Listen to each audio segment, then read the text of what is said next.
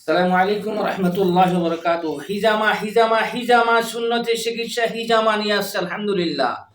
হাজার বছরের পুরানো চিকিৎসা, হাজার বছরের পুরানো চিকিৎসা সুন্নতি পদ্ধতিতে চিকিৎসা নিয়ে এলো আলহামদুলিল্লাহ। আমাদের দেশে সিঙ্গা লাগাতো, এখনো ফাড়ায় ফাড়ায় মহিলার সিঙ্গা লাগায়। ইউরোপ আমেরিকাতে এটাকে বলা হয় কাফিন তেরাপি। হাদিস শরীফে রাসূলুল্লাহ সাল্লাল্লাহু আলাইহি সাল্লামের ভাষা হিজামা আল হাজম থেকে। এই হিজামা উপরে একটি চিকিৎসা বিজ্ঞানী, একদল চিকিৎসা বিজ্ঞানী ৩০০ রোগীর উপরে তারা গবেষণা করেছে, পরীক্ষা চালিয়েছে। কারো ডায়াবেটিস ছিল, কারো হাই প্রেশার ছিল, কারো ব্লাড প্রেশার ছিল, এবং কারো সাবানে কামড়ানে অ্যালার্জি ইত্যাদি ইত্যাদি জটিল রোগ ছিল। ৩০০ রোগীকে পরীক্ষা করে রোগ নির্ণয় করেছে, এরপর তাদেরকে হিজামা করানো হয়েছে। হিজামা করানোর ফলেই দেখা গেল অধিকাংশ রোগীর 80%, 85, 90% রোগীর ওই আগের রোগগুলা নাই, হিজামার কারণে চলে গেছে আলহামদুলিল্লাহ।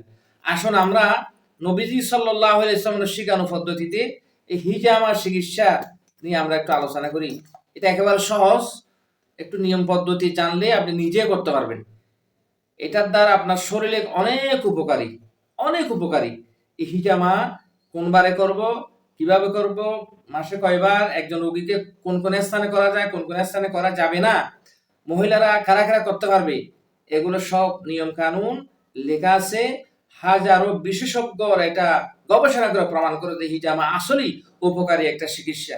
আসুন আমরা হিজামা গ্রহণ করি, হিজামা গ্রহণ করি। এটা শিখা এবং হিজামা করা একটা সহজ, আপনি নিজে নিজে করতে পারবেন। আপনার পরিবারে একজন যদি জানে, সবাই করতে পারবে।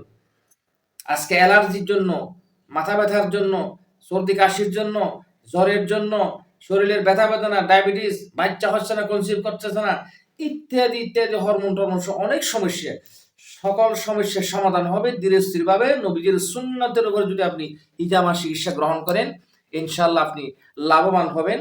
আসুন আমরা হিজামা চিকিৎসা গ্রহণ করি, নবীর সুন্নত হিসেবে সেবা লাভ করি, এবং টাকা অপচয় থেকে আমরা বাঁচি আর শরীরকে রোগ মুক্ত করি ইনশাআল্লাহ।